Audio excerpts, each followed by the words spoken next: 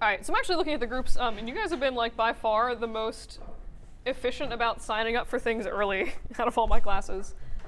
If anybody actually, I just figured out, if anybody joins like 2 groups or they like join a group and want to leave it for some reason, shoot me an email. Apparently I have to remove you from the group. So if that's an issue, just like let me know and I'll take you out of the group. There was also a question of how to submit group assignments, like if everyone needs to submit it or just one person. And that is, if it is a group assignment, only one person needs to submit for the whole group. It should pull up, so like let me just sort of sign up for a group temporarily and like submit like a final or something for this group assignment. So I'll just be like, blah. So only one person needs to submit stuff. You'll notice that, again, if it's a group assignment, it'll flash up this little like, work is being submitted for the entire group. Do you want to continue? And you just hit OK. So pretty much anyone can make a submission on behalf of the team, and only one person needs to do that. You can also, if like person A submits something and then like person B needs to submit an updated version for some reason, like that's also totally fine. Does that all make sense? Any questions on like the weird technical stuff of Learn? Cool. All right. So I promised you guys some images from, again, this is just like from one of Alexis's old slides. She taught the class in the quarter, or in previous quarters. And she just has a lot of nice examples of like different styles of robot design. So there's like different ways you can approach this. You don't need to choose only one of these. You can combine them and just do whatever makes sense for your story. I usually have things that I'm like, I probably wouldn't do this, but like if you can justify it, then go for it. So just different examples of like cool versus cute. I think for stuff like this, just like as a weird note on this little dude, how his legs are floating, I think it would probably be easier for this assignment to have all the body parts attached. But if you feel for some reason like really strongly about little floaty legs or something like that, just let me know. I'm willing to work with you guys. It's your project. You go like functional versus stylized, rough versus refined. Just like a bunch of different sort of examples of things. I kind of like this one. I think it's kind of interesting how it's like you have this like really humanoid thing from iRobot versus, I think someone said this was from Castle in the Cloud, but it's kind of like similar forms, just like very, very different levels of detail in those.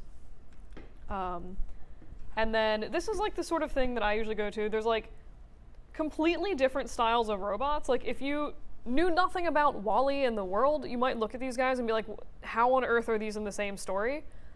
But if your story can justify like stylistic differences like this, totally cool. And I think WALL-E's actually a great example of that, where he's like this, you know, beat up, broken down trash robot that's kind of forgotten about. And Eva, who's like the sort of fancy new robot, but then they like meet and it like makes sense contextually. Also, I think Firefly is just like a really good example of that if anyone's into like sci-fi shows. But just sort of, again, like, as long as your story can justify, you know, the way your robots look or anything like that, pretty much I'm open to whatever. And then just like other different ideas about like, you know, spindly versus bulky. This is what I sort of talked about a little bit of if your robot needs to be like specific looking, like if he needs to be a cop or if he needs to be a robot devil fiddler, make sure your design can accommodate these things. It's totally fine also to just have like a generic robot, especially like in the story I pitched. You just need kind of 2 robots interacting randomly.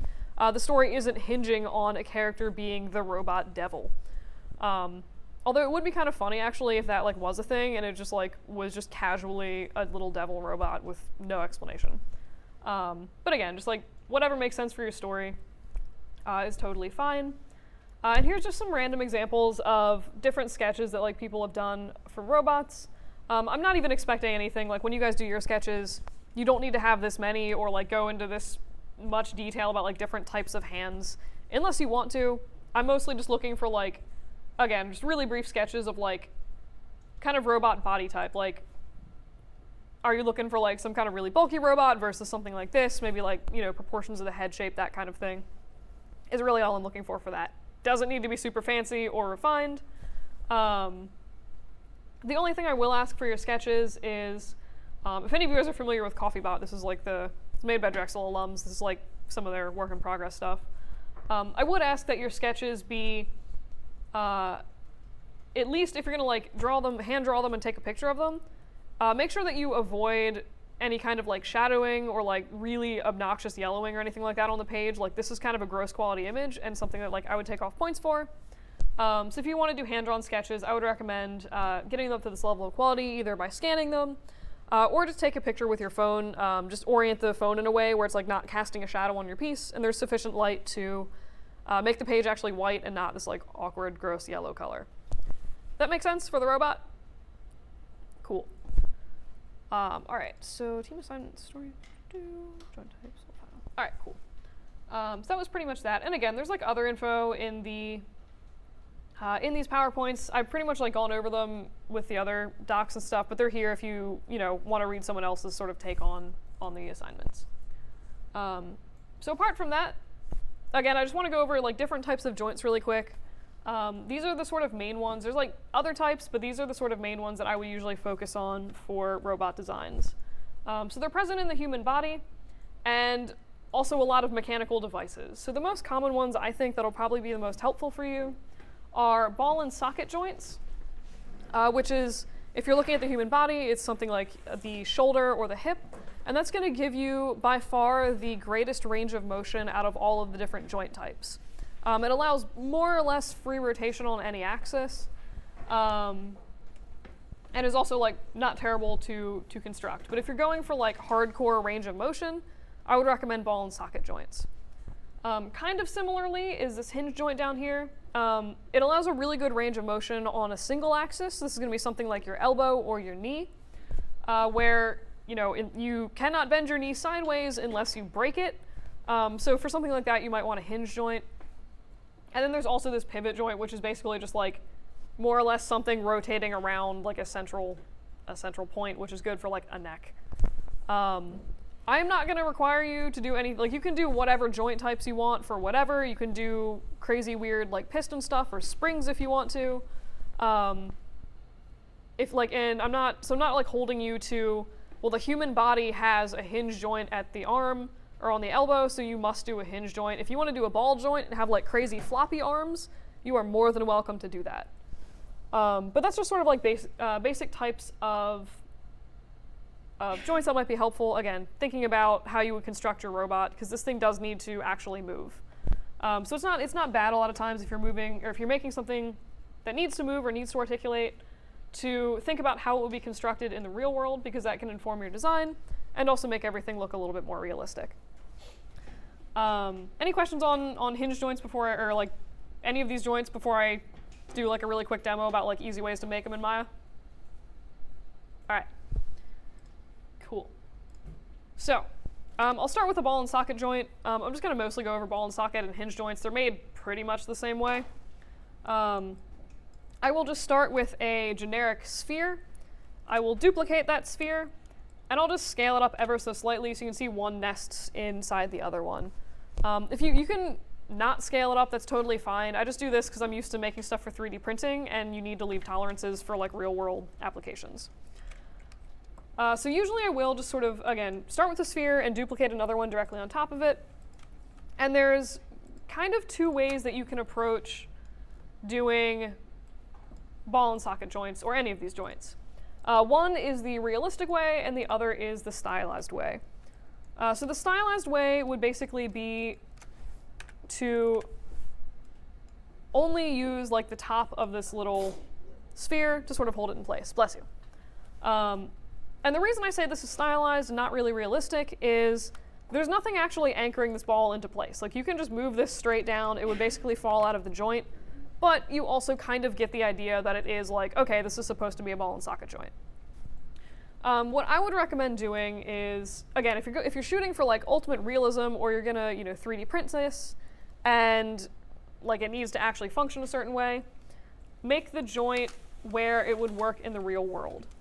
And it's basically the same principle. I'm just gonna grab that little outer sphere that I've added, and buttons. I'll come and look at, say, okay, here is half of my sphere. I'm going to deselect like one row under that and delete that. So this time you can see like if this little blue piece were actually holding in the sphere, the widest part of this inner sphere is held in by this slightly narrower part at the bottom of this blue sphere.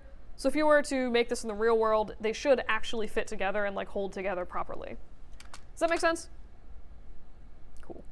So I'm not actually requiring you to do either one of these. You know, I'm not like forcing you to do real world or stylized. But to get the maximum number of points and make the most polished thing possible for your robot models, you should be shooting for, if you can, doing something where you actually like model the individual pieces of each ball and socket joint instead of just doing something like, instead of just making like a wonky little thing like this where everything is just sort of clipping through each other, if that makes sense. Because like, this is like one of those things where it's like you get the idea where it's supposed to be a ball and socket joint, but it's not particularly polished looking, and it kind of just looks a little weird. So again, you can do this, it just won't get you like the full amount of points on the robot model, and I do have some more information on the actual modeling assignment for that. And then if I wanted to actually make this something more usable for a model, like obviously this outer part is just a flat shell right now, I'm just going to select the entire model, just in object mode, and do extrude. I used Control E for the hotkeys. And I'll just drag that out, so now the whole thing has a little bit of thickness, has the same inside, and just like a little bit thicker, so it looks more physically plausible. And you'll notice that if I go through, if I go through and I just sort of like rotate this inner sphere, because I made them pretty much in like the same point in space, like I just duplicated and scaled them up, I'm able to move this around really efficiently, and at no point is it clipping through any part of the outer part of the joint. So I've just found, like personally, it's been pretty convenient to just sort of, it's been really convenient to just like make the inner part and then like duplicate it for the outer part, and it just kind of like works well for me.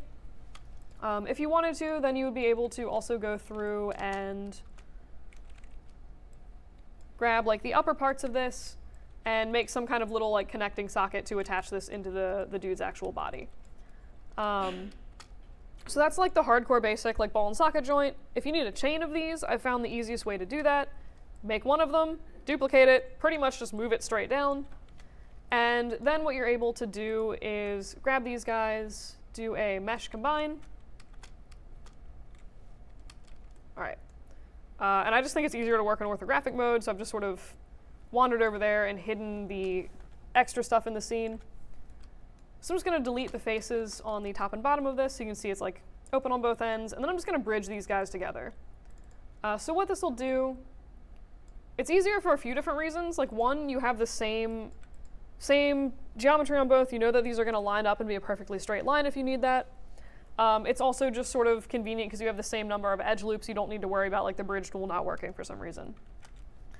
So you will notice at this point, so like this joint still moves nicely within the socket. This one no longer does. Like this is clearly wrong. And the reason, does anybody know why that is? Like why it's not? Yeah. Because the pivot point isn't centered on the Yeah. socket. Indeed. Yeah, so anytime you do a like mesh combine on something or a mesh separate, it's going to delete any of the rotation. You'll notice it actually doesn't have translate information anymore. It's going to delete like pivot information and just snap everything kind of to the center of the model. Sometimes not an issue. In this case, all you'd want to do is just shift the pivot back up into the center of the sphere up here. So if you press and hold D to modify the pivot and V to access vertex snapping, I'll just drag this up on the y-axis, and you'll notice that it pretty much snaps like perfectly to the inside of my sphere. At which point I should be good to then move this around, and you'll notice like it actually stays properly in the socket at this point.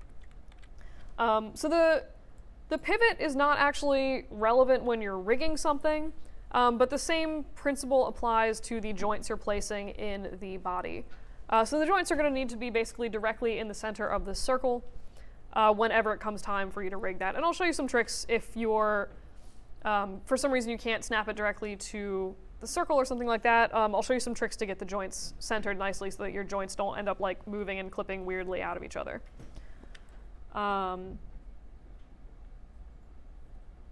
There was a thing. Ah, yes, okay. So one thing you will notice about this is it is physically plausible in terms of like these pieces would connect together properly, but the rotation is a little bit limited. So at some point, like this little stick here is going to come up and hit this socket, and it's not going to be able to move any further. If that is a hindrance to your design, there's a few different ways you can accomplish fixing that. The sort of quickest and dirtiest way is to just come up and literally like do this nicer on your models, but like literally just delete those faces. Again, not super pretty, but now you have a significantly better range of motion for that bend. You could also do that on the other side if you wanted to, so that you could bend it further in like 2 different directions. And this is actually enough, like this is still a common way to build ball and socket joints. Functionally, they'll pop apart a little bit easier if you have like a real world object, but this is still enough material to actually hold this little piece in place. So this is one way you can accomplish it. Scalibot does kind of a similar thing, just like a little bit differently and more elegantly than I've just done. But that's just sort of considerations for when you are building your robot, is to like look out for stuff like that, and again, just account for the range of motion that you need. Any questions on the ball and socket joint? All right. So hinge joint, I will run through really quickly because I usually build them pretty much exactly the same way. So we'll just start with a cylinder, duplicate it. I will scale another cylinder to be slightly larger. Where's my top view? And just delete part of, like half of the outer cylinder. I'll make this blue so you can see it. So now again, we just have something that like nests really nicely within this one. And if you did need something, so if you needed these to be like connected together and have more articulation than they previously did, once I remember where all of my tools are, cough, you could do something like this. So like you have, this little stick that would attach this. If you need this to have more than like basically 180 degrees of rotation, you just like pretty much cut out a little hole for that the same way you would for the ball and socket joint. So this would now, again, hold the joint in place, but have enough space to move this a little bit farther. And that's pretty much like my bit on making joints.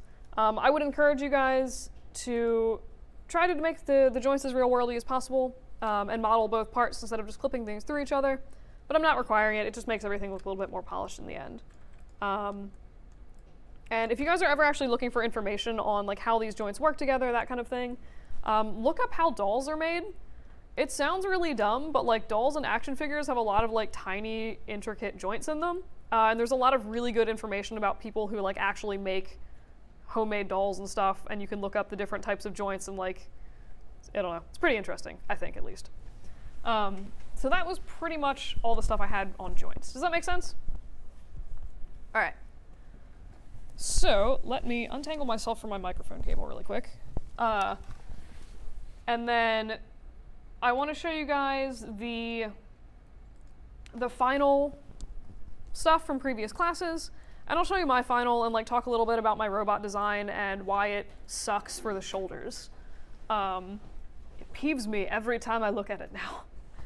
All right, so I'm just gonna go into the class folder, figure out previous student work, and there's an extra final here. I feel like it's on every computer I look at it, it's like really, really dark, so I'm not gonna show it because it doesn't show up really well. But it exists for like future designs, or if you want to look at it on your own time.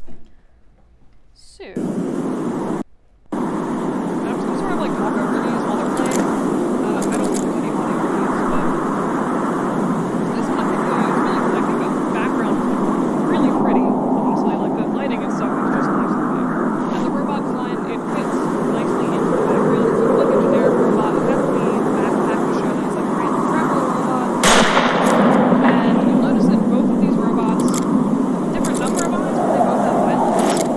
And because they have eyelids, they have like a lot more sort of expressibility with the eyes. So see like they'll blink, they can sort of be like, I'm like closing and closing a little bit, like if I get hit. It's a decent way to sort of think. One thing I just think is like really interesting about this design And also the example of like soft skinning that I had talked about earlier is like the cables in the neck and all of the rest of the body. I mean, for one, I just think it's a cool idea. But you'll notice like it's not a solid piece, that as the robot's neck bends, that these cables bend as well. So that kind of bendy stuff is what I'd be talking about for like smooth binding if I talk about that in the future. Also really like the texture again,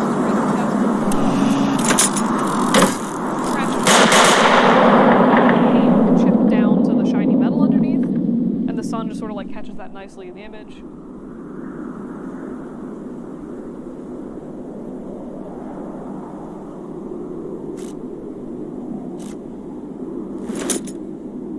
I feel like when he holsters that little, whatever, I guess, gun or lightsaber thing, whatever it was, it's like a really satisfying, it's like a really hard, jerky, like decisive motion, and that was like pretty nice, I think.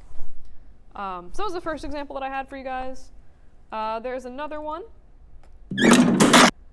where this little like generic robot is like chucked in jail. I actually just noticed it looks like I had little sparks in the game when he hit the floor, which is kind of cool. But in this case, like, it doesn't really matter what the robot is. You just need to know that it's been thrown in jail. But imagine the difference if this was like a really beefy, angry robot with like lots of scars and glowing red eyes. You'd have probably a different reaction to it than you would this really adorable other pudgy robot.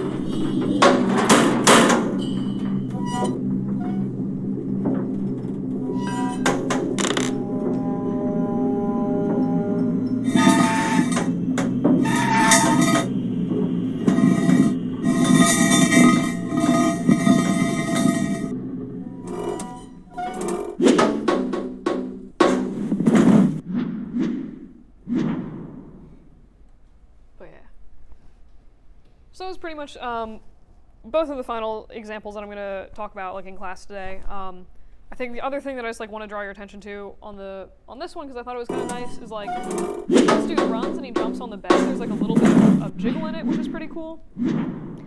And then I don't know, I like the ending where he's in a sky prison and he jumps to his death.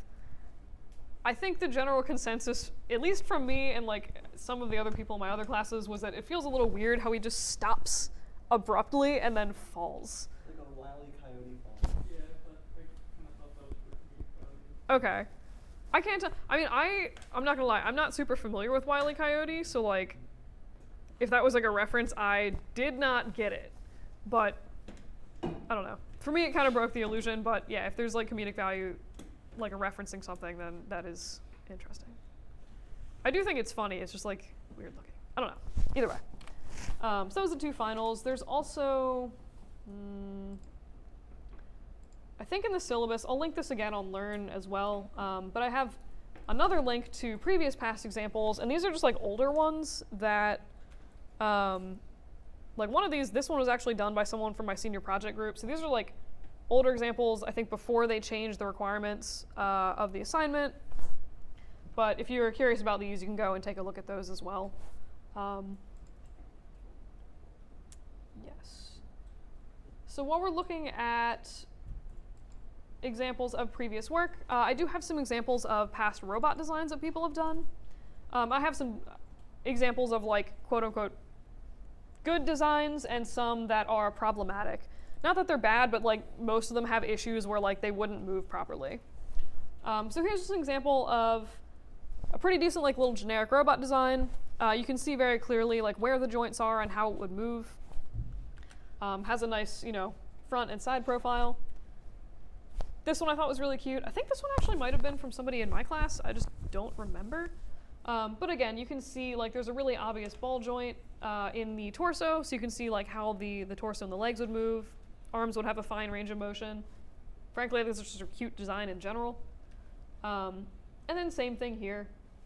I think it's and this one even has like some weird like saw hands and like Edward Scissorhands stuff going on, and it seems like I have no idea whose thing this is or what the project was from, but they have actually, instead of these being ball and socket joints, they've actually done spherical hinge joints, I guess just for aesthetics here, which is interesting.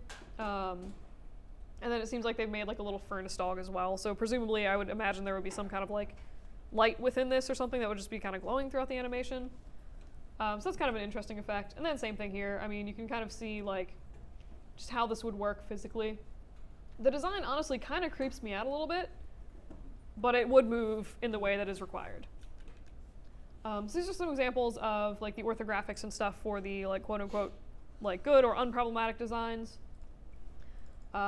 Here are some of the examples of designs that have issues. So does anybody, I mean, okay, before we actually look at design, again, if you guys are doing hand-drawn sketches, totally fine.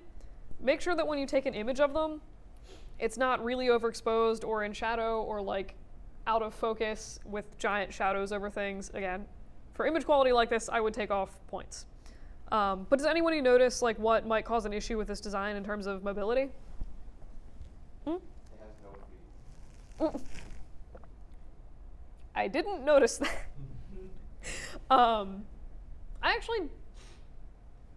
mean, it would be a little weird probably to like make it stand up, but I was actually looking at like the shoulders. So you have these ball and socket joints here, but they have, now all I can see is he doesn't have feet. I like noticed this before, but it like didn't register with my brain, and now I'm just like, he needs feet. But these like little pauldron things, even though you have the ball joint, which would give you a really nice range of motion, these constrict it to pretty much only being able to bend your arms up to shoulder height. Unless they move, it kind of looks like they're anchored in, but like potentially that's the kind of thing that could cause issues with a design. Apart from that, I think this is a really cool looking design. Kind of the same thing here. It seems like a lot of the sort of running issues with mobility happen in like the shoulders or the hips. But you have these like weird sort of joints where it's like, how far could this actually move? I think this one probably would be even less than the other one. And the other thing that I would say to watch out for is, even if you have like moving shoulders, is like huge shoulder pieces that would basically get stuck on things. So I'm thinking like the Daedric armor from Skyrim.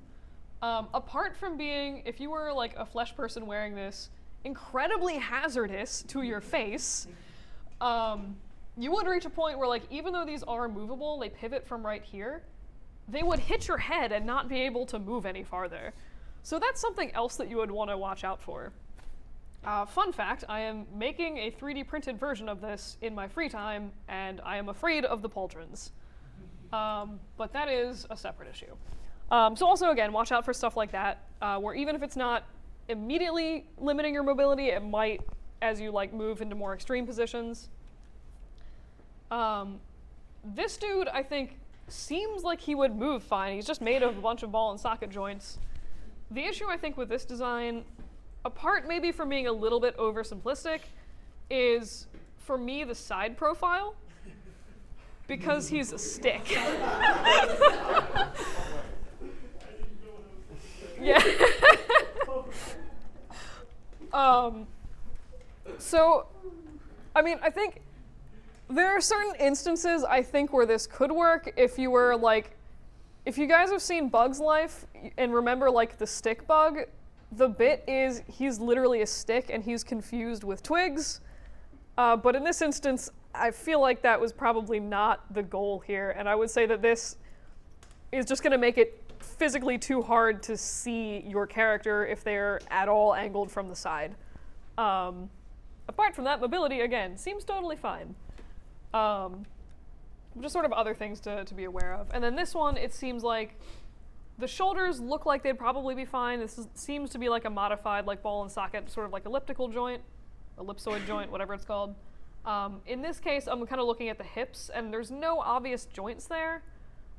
Maybe a hinge joint, but that to me would be like the area that I would flag as like maybe figure out a little bit like how you would want to move that specifically. Does that kind of make sense for like character design, like what you maybe want to like think about in terms of making things move properly? Cool. All right, so really quick, that was, apart from looking at Skelebot, that was like more or less everything I had. I will show you really quick. So this was my final for the class. And there's, yeah. disclaimer this by, I did this like probably 6 or 7 years ago, and at that point, it was not a group project, and there was no humanoid requirement for the robots. But you'll notice, for one, the arm, oh no, I forgot that was actually part of my design. But I was gonna say the arm sort of like shifted back and forth weird, but you'll notice like I modeled all the joints nicely so like they fit together, but because of the way I designed them, this top part of the arm is just clipping aggressively through the shoulder for most of the first part of that animation, which really bothers me now that I go back and look at it. But like for the fingers, these are all just like basic hinge joints. I've gone through and sort of, I like seeing the actual joints because I just think it's kind of fun. But I didn't need a lot of motion from that. And I have done like a bunch of ball joints for the arm. I've not really leveraged all of the motion that gives me, but I just kind of like liked it stylistically. And then same thing a little bit for this little soda can dude. Just hinge joints for the legs, and then at his sort of torso, or like I guess his shoulder and his little wrists, are ball joints because I knew he was going to be walking over really weird uneven terrain and he would need to like compensate for that with his arms. And again, there's no requirement for like humans or eyeballs or anything at this point. I did notice that the little like tab on the top of his head has like a lot of emotive possibilities though. So like that's kind of thing where like if you have extra little stuff on your robot like that, consider ways to make it move and like help your robot emote even more. And then for the big robot, I used some lights in his eyeballs to kind of show him dying, more or less. Or I tried to, I'm still really not sure. And then I forgot to turn off the lights in the eyes, so yeah. But I don't know, mostly just like robot construction. I look at this now and I'm like, I could have done a better walk cycle. I also didn't know about some things with rigging, and here's the weird third robot that I just threw in at the end, randomly, who eats the small one. But yeah, so the last robot at the end kind of, he just had like, didn't have, clampy hands to hold anything. He just sort of had like weird scoops for hands. And if I'm being honest, I have literally his only purpose was to scoop up that dude at the end.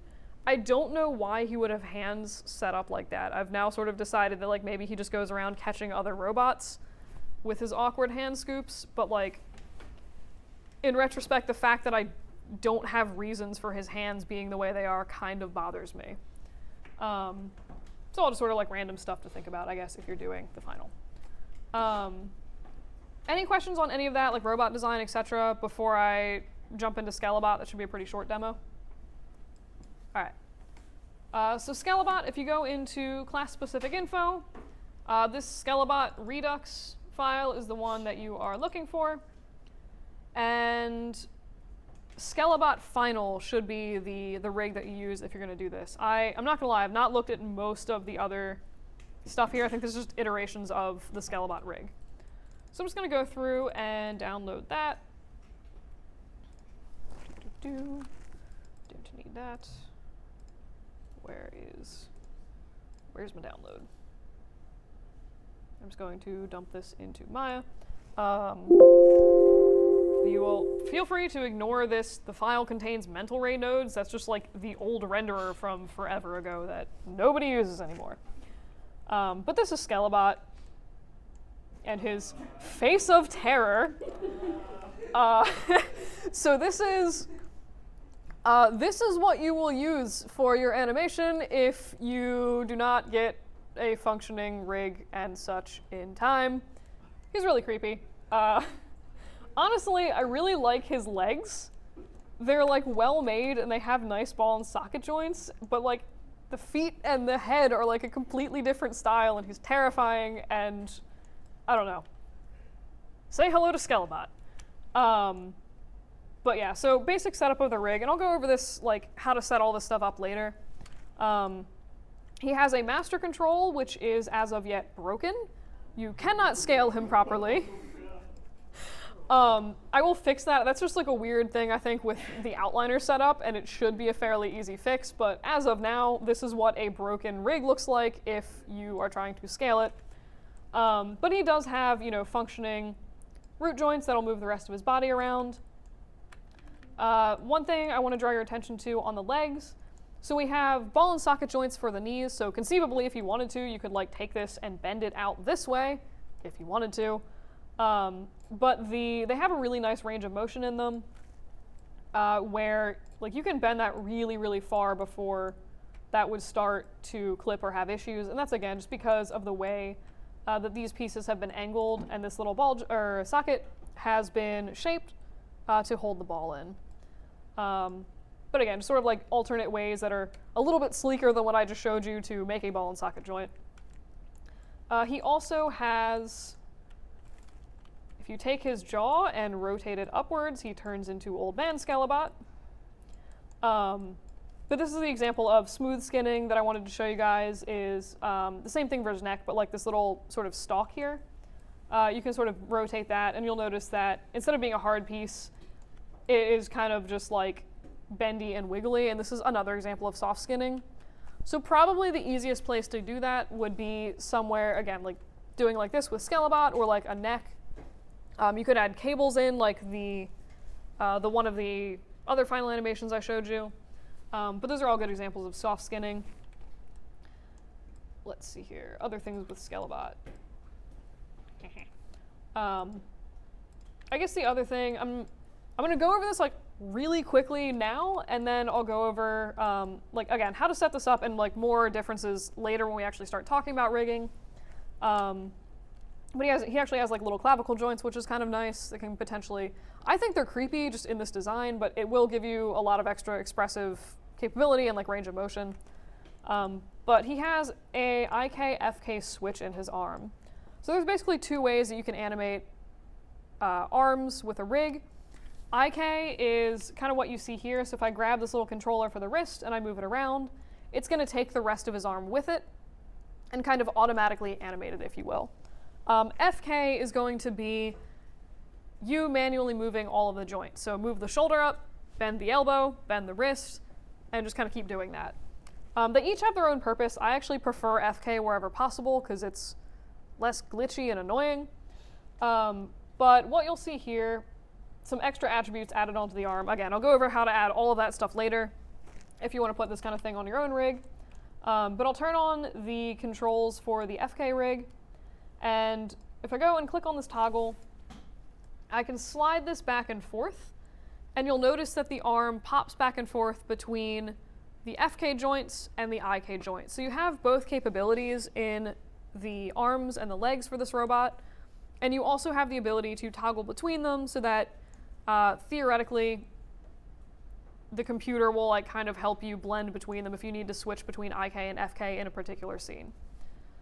So this is like one of the things that, again, I'll go over how to set it up later. That's like more of an advanced rigging thing. It's not required for your rig, but it will be worth, if you set this up and get it working, it will be worth some extra credit points. I also just think it makes animating way easier. But there's a little janky version in Maya where you can set it up. It'll kind of switch between IK and FK automatically, but it will not give you the nice interpolation that this does. So it'll pretty much be like one frame it's FK, and the next frame it's IK. So it's going to be like a really poppy motion, and you're going to have to do more work of like blending the animations together. But again, I will go over all of that stuff later. It's not super important right now. I'm just kind of like, here is Scalabot, and he's terrifying in all his glory. He also has a little pelvis joint, so you can do some like weird sassy hip jiggles. But yeah, that's mostly just like, here's a rig and here's Scalabot. You can play with him if you are interested in how to like sort of see how rigs work. I don't know if I'd look at him for like the proper outliner structure because that's clearly broken right now, but he exists. That is pretty much all of the stuff that I had for you guys, unless, does anybody want to see a demonstration about how to compress videos with Media Encoder? Okay. I'm just going to sort of assume that that is a no unless I hear otherwise. Otherwise, let me know after class. I'll be here for some time. Any questions about any of the assignments? So team stuff due on Friday, storyboards and like little mini sketches, or sorry, story pitches and like mini sketches are due on Tuesday, and that is a group project. Any questions about that? Anything else? All right, in that case, be free. I did